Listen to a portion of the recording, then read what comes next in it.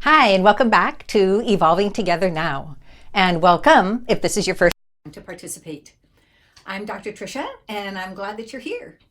Remember, this isn't about you agreeing with me. I'm hoping that your own being is affirmed, your own questions and insights honored, and that maybe you experience some healing, heart, mind, body, and soul along the way, as I have.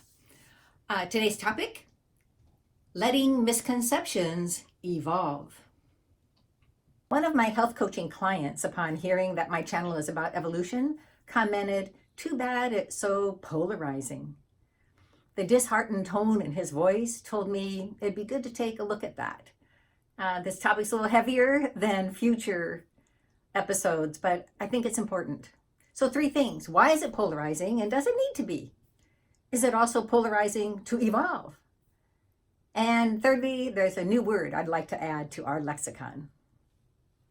For me, and it seems for many people, polarization stems from religion versus science, or even from religion itself. Religion versus science is at the heart of creationism, made by God, versus evolution. In 2012, the University of Berkeley's Museum of Paleontology published 14 pages of misconceptions about evolution. It's an interesting read. And this one's particularly clarifying. The misconception that religion and science are incompatible. Not so. They deal with different realms. Science, natural causes for natural phenomena. Religion, beliefs beyond the natural world. So they needn't cancel each other out or be at war. Wow, that was easy. Sadly, not. That same client wrote me in an email last week. "I've never felt that science put me at odds with anything spiritual or theological. It's almost like the more I learn the nitty-gritty details of things, the more I'm connected to the miracle of life, and that we're even here in the first place." What a great way to put it. How about you? How do science and religion inform each other, or not, in your life? And how does that feel? How does it move you?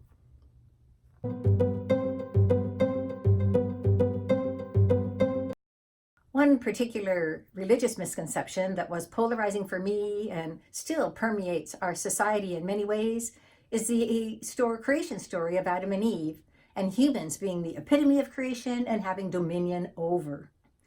Enculturated stories of hierarchy, such as how dominion over has been interpreted for centuries, often serve those at the top and validates, even promotes power over.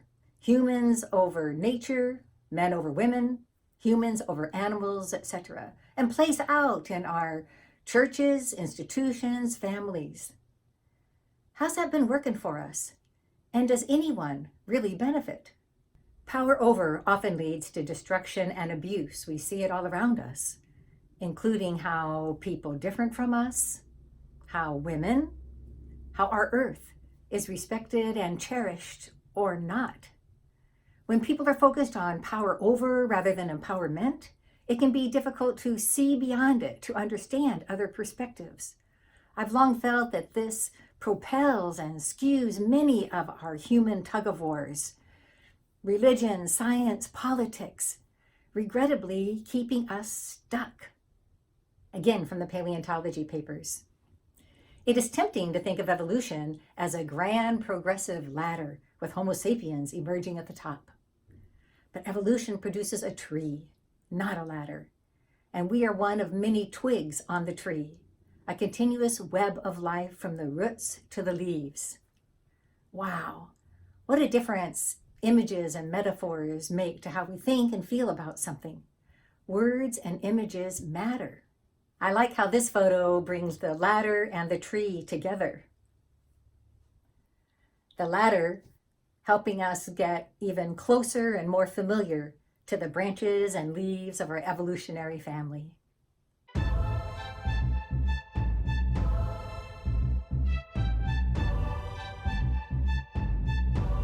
Another misconception that evolution is itself religion and therefore requiring teachers to teach it violates the First Amendment. Science is not a belief. It's based on evidence from the natural world.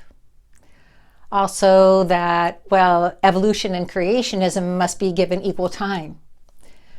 Again, though both are fine, they're different endeavors. They are not equivalent. And lastly, if children are taught about evolution, they'll act like animals. What does that even mean, act like an animal? How different our society would be if we trusted our true nature. I'm pretty sure frogs, deer, ducks live their own truth. We just get in our own way sometimes, have so much to learn from our animal cousins. Before doing this channel, I never equated evolution and evolve, just didn't think about that. And would anyone consider it polarizing to evolve? I don't think so. How have you evolved in this last week? Or maybe you notice evolution in someone else's life. Antonyms and synonyms are a fun and easy way to disarm a loaded topic and move from head to heart. So I invite you to peruse this list for a few seconds and just see what words move you in a way that you like.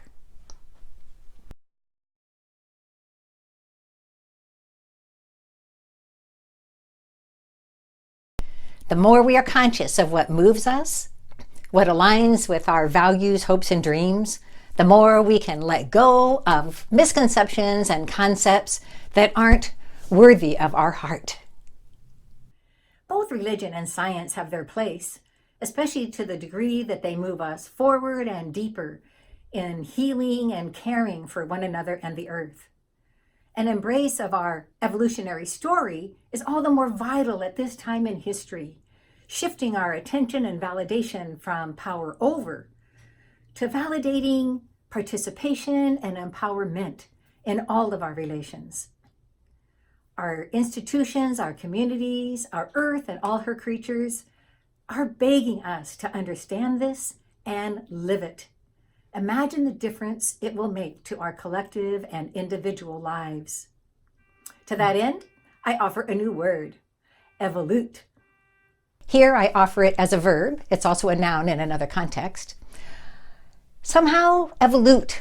It energizes me in a way that evolve doesn't. It's more active somehow, like moves me to be it, to be transformed, to be evolutionary. Examples in a sentence. Evoluting is our nature. And evolute. If not now, when? We've got this. Thank you for being here. And remember, if you like what you heard or you're just darn curious, subscribe and tell your friends. Upcoming topics, sex, sexuality, chaos, change, mindfulness, and lots more. Hope to see you. Take care.